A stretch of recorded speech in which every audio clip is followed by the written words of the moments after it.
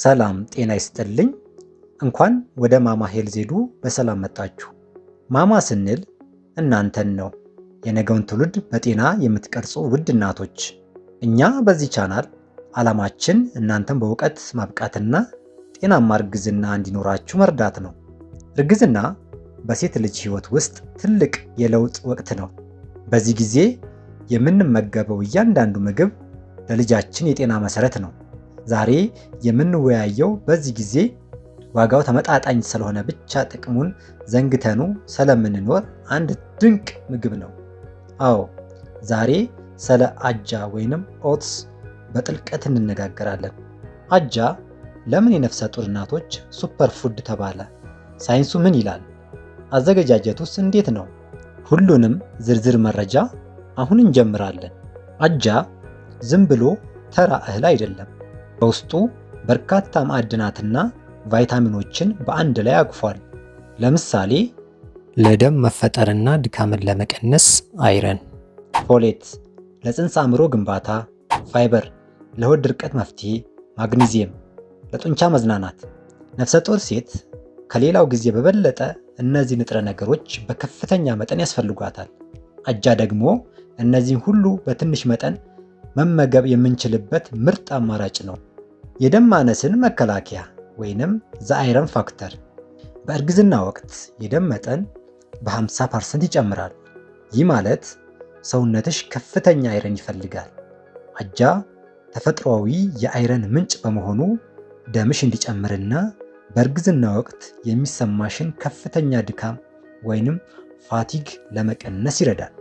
ለጽንስ አእምሮና አከርካሪ እድገት በመጀመሪያዎቹ 3 ወራት የጽንሱ የነርቭ ስርዓት ወይም ኒውራል ቲዩብ ይገነባል።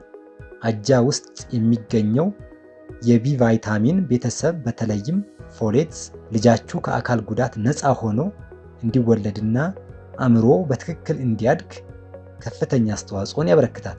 የደም ስኳርን ማመጣጠን ብዙ እናቶች የእርግዝና ስኳር ወይንም ገስቴሽናል ዲያቤትስ ያሳስባቸዋል። አጃ ኮምፕሌክስ ካርቦሃይድሬትስ በውስጡ በመያዙ ስኳር በቀስታ ወደ ደም እንዲገባ ያደርጋል። ይህ ማለት ድንገተኛ የስኳር መጨመርን ይከላከላል ማለት ነው። ሌላኛው የሆድ ድርቀትን ማስወገድ። እርግዝና በምግብ መፈጨት ላይ ጫና ይፈጥራል።